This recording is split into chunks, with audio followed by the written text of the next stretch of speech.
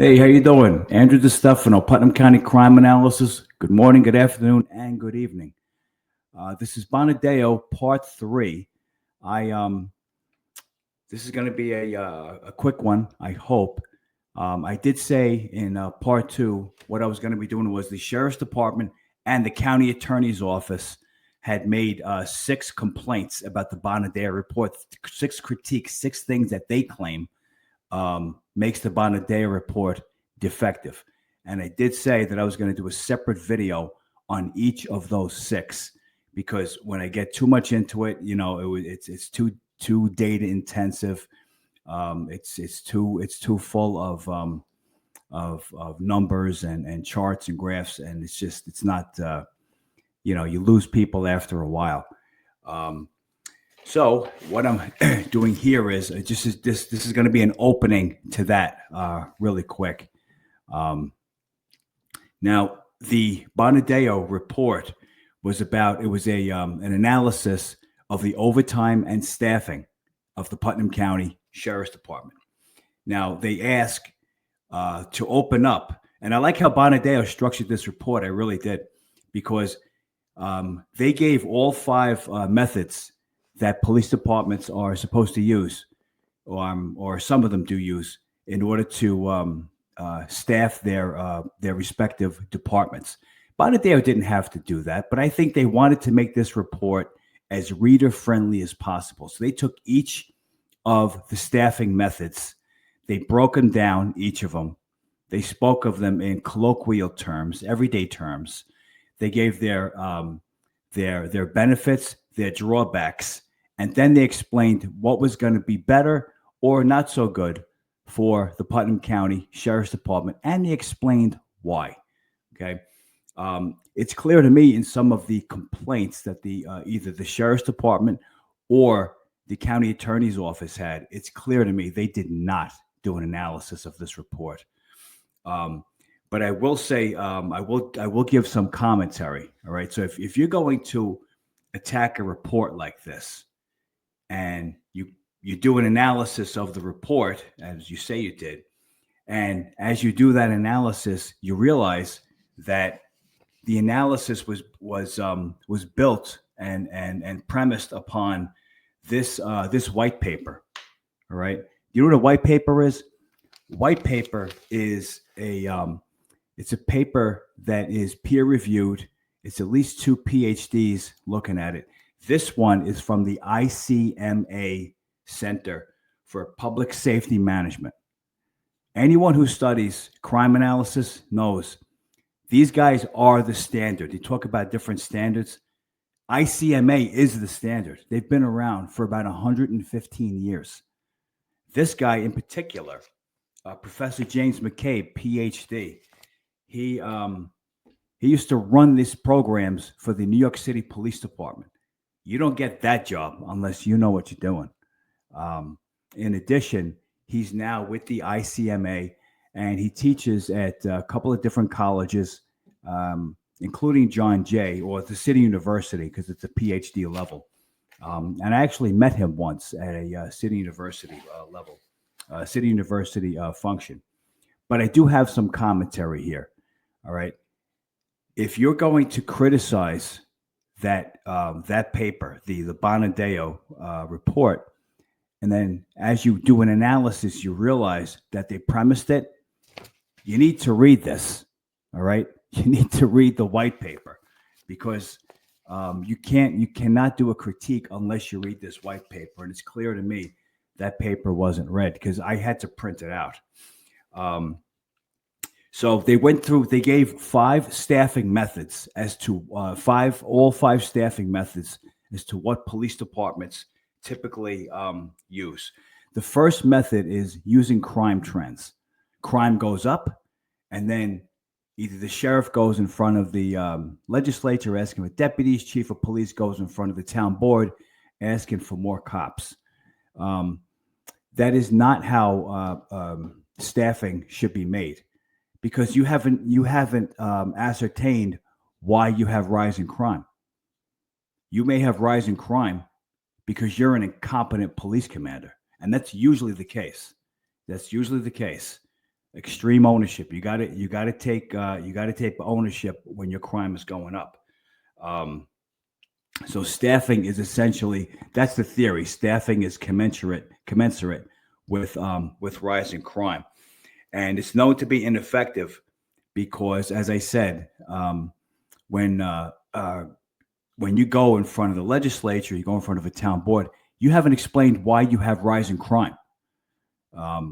Or you may have lowering crime, but again, you have not. It's an incentive for poor performance. All right, you perform poorly, and you get rewarded with more deputies, or you perform poorly, and you get rewarded with more cops. That's not how it should work. Just like every other government agency, you got to do more with less. Now, the second one is very simple: minimum manning. Each tour, you have a minimum manning level. You're supposed to turn out a certain amount of cars per tour, per shift, and there's a minimum floor to that, a floor and a ceiling. If you're going to go below that floor, that minimum manning level, then you'll need, whatever your department directs.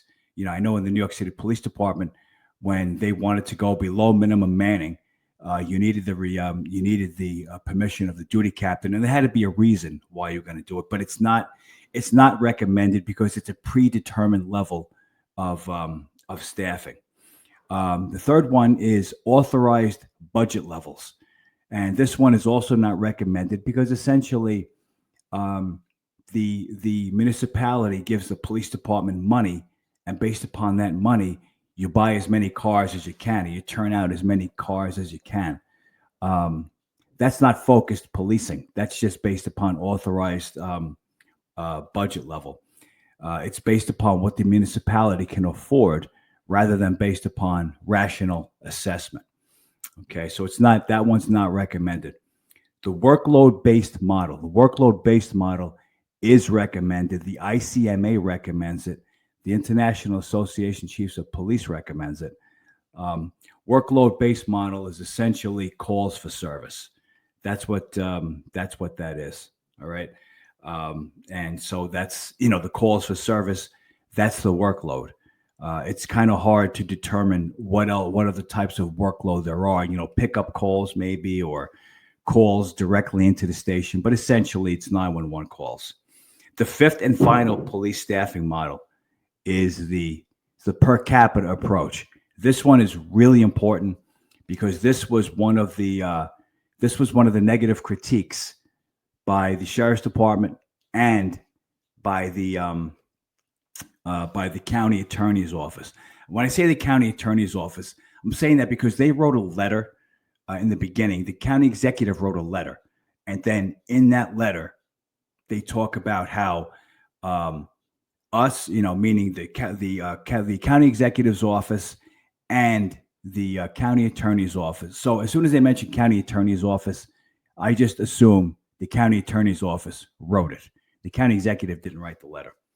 So, but the per capita approach, it's based upon the population. It's an officer to population ratio. So essentially, the optimal, and I know all this stuff by heart. I mean, this is basic for me. The optimal officer to population ratio is 1.8 to 2.6 officers. Or I'll say deputies because we're talking about Putnam County now. So it's 1.8 to 2.6 deputies per 1,000 residents. Okay. Now, Bonadio goes over the per capita approach. All right. Now, for the first time, we're going to be introduced here to the Bonadio report. Right. And there it is, the analysis. And I want you to read this because it's important, because it looks like whoever did the analysis here didn't read this. Analysis of the Putnam County Sheriff's Department road patrol staffing and overtime costs. Okay. Putnam County Sheriff's Department. That's what it says. So we're going to go right to the last one here, the per capita approach. All right. And obviously, Putnam County, I'm going to get into this later when the sheriff's department gives their critiques. However, the drawback to the per capita approach obviously is what? In Putnam County, we have all these other smaller, town and larger, police departments. We have Carmel Police Department, Kent Police Department. We have the Brewster Police Department. We have the state police. We have the MTA, et cetera, et cetera. We have all these other departments. They were not included in this approach. All right. So now, if you just go to page 11, which is slide 16, all right, it says right here, right over here, it says the existence of, I'm going to blow this up a little bit. There you go. It says here, the existence of local police departments within the county also complicates this type of approach, as it creates inconsistencies of police per capita across the county, and the level of policing provided by local departments is outside the county's control. Understand? They wrote it right there. They addressed it. I'll say it again. The existence of local police departments within the county, in other words, Carmel, Kent, MTA, etc. The existence of local police departments within the county also complicates this type of approach, the per capita approach, as it creates inconsistencies of police per capita across the county. And then the next page, they talked about it again. Okay, where are we here? I think we're over, let's see. Okay, yeah, right here. See, 1, 2, 3, the fourth line down from the top. The existence of local police departments should be considered regarding the department's per capita staffing level. All right. The existence of local police departments should be considered regarding the department's per capita strategy. However, this figure does not reflect the true law enforcement coverage across the county, as there are at least 4 local police departments who also service the population. Now, on this basis, now this is DeStefano now. This is me talking. Bonadio stated not once, not twice. They stated 3 times that this method is not appropriate for Putnam County and therefore was not, repeat, not used in this analysis. And they explain why they didn't use it. And I'm really stressing this last one, this per capita approach, because as I said, the sheriff's department and the county attorney's office or the county executive's office, have what you will. They complained. They said, one of their critiques was that they didn't use the in the per capita approach. They said that they didn't include all the other police departments in their analysis. So therefore, the Bonadio report's no good. Bonadio just stated 3 times they didn't use the per capita approach. They said it 3 times. They didn't use the per capita approach. Yet the critiques by the county attorney's office and the sheriff's department is saying very clearly that the Bonadio report is no good because they didn't include all these other departments. Including all the other departments is the per capita approach. They didn't use the per capita approach, and they explained why 3 times. I mean, I don't know what else to tell you. Okay. So I wanted to get that out of the way, and then each part 4 is going to start each and every critique. So each critique is going to have its own part. And instead of being, 10 or 15 minutes, it's going to be more like 5. I'm just going to point out the deficiencies in each of the critiques. And it's clear to me that the critiques were made by the sheriff's department or by the county executive's office / county attorney's office. Those critiques were made to malign the report. For some reason, they didn't want people reading this thing. And when I say I don't know why this, I don't know why that, look, I'm not making this video for nothing. I do know why. And I'm saving a lot of this stuff to the end. I don't know who. I can guess. who came up with this ridiculous idea to sit here and hire a due diligence company to right in the middle of a COVID pandemic shutdown to try to malign the sheriff's department and malign the Democrat Sheriff Langley. I can imagine that. I can imagine who was involved there, but I don't know for a fact. And crime analysis, you only deal with facts. So I'm only presenting what's here. I'm presenting what's in the report, and I'm presenting my analysis of it. You know, if I stood here all day, I mean, you see this stuff. I checked, you know, when I did my analysis, I checked each and every analysis that Bonadio did. All their computations, all their calculations. I did it all. This is PhD level statistics. And it's in my 1 hour video. If you you know, if you don't have a life and you want to watch it, it's on my YouTube channel. But I did all the calculations. I did all the computation. I did it all longhand. And I did make a mistake in the last in part 2. I talked about how I did all this in 2022. It was actually 2021. And I know that because I remember I took this stuff to the Dominican Republic with me twice, because I did this over a 3-month period. I worked on this thing straight for 3 months, and I took it to Dominican Republic with me twice. And I posted pictures of me doing this by poolside. And the reason why it was by poolside was because it was the only place I could get Wi-Fi. I couldn't get Wi-Fi in the room because they wanted $50 a night for Wi-Fi. So I told them I ain't paying $50 a night, man. So we stood at the pool, and I could get Wi-Fi service there or in the lobby, and you know it's an open area. But the pictures that I'm going to show later, they're me at poolside in the Dominican Republic doing this stuff. You know, I did a lot of this stuff over there. But in any event, this is going to be the end of part 3. And hopefully it's not going to be as long anymore because, I'm just going to do one critique per episode, per part. And then when we do that, then there's going to be a couple of parts after that. And then that's when I'm really going to let loose. But this is the famous Bonadio report. It's right there.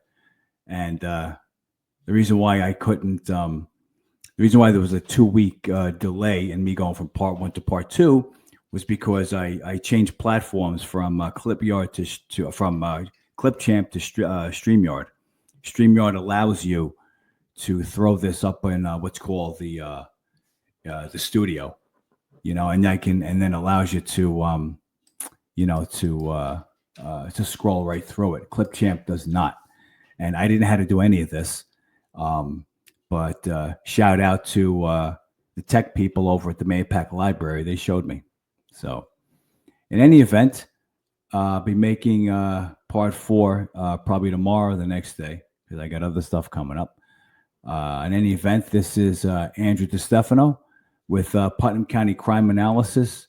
You have yourself a great night. God bless as always.